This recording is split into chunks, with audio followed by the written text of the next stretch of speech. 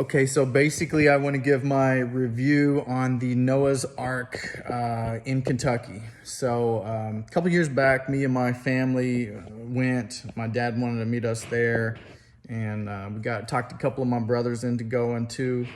And so the whole most of my family went up there. We met, and the place was awesome. Like as soon as we got there, the Ark was like huge. It was so big. It was incredible, man. And then like going on the inside and just seeing the detail.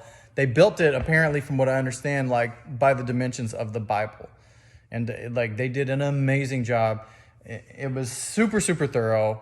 And it really showed you, yes, of course this can happen. Of course this many animals can fit on the Ark. There was like so many cages, so many big animals, and there was room to spare. And people will say, well, all these animals, they can't fit on the Ark. You got to keep in mind that back in those days, there weren't as many species. There's some species now that are extinct, but there's probably even more species that exist now that have kind of developed over time. Like, for example, with humans, we all came from, obviously, one man and one woman. Any way you dice that, we all came from the same origin. And yet now there's numerous different nationalities and a lot of different major races that are quite different. So over time, things expand. Yes, some civilizations have been wiped out, killed, and in a sense, they went extinct.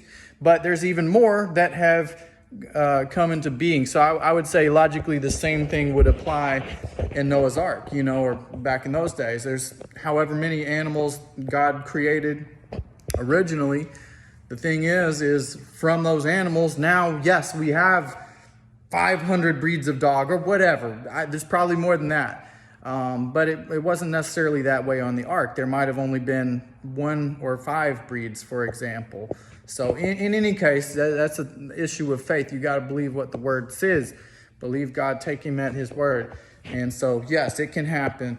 But just going there, if there's any doubt, it should really help to encourage you that this is legit. It's not some fairy book story. So whole experience I would give it like a 10 as far as the Ark goes. The surroundings, town, it was interesting too. We found a nice little bed and breakfast. They had some stores that were kind of themed and played in suit with the Noah's Ark. There was one like grocery store, maybe, for example, called like Japheth's grocery store or something.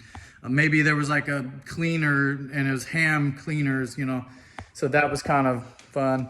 But otherwise, yeah, it's a great trip, and I would recommend it to anybody. So that's my review. Thanks.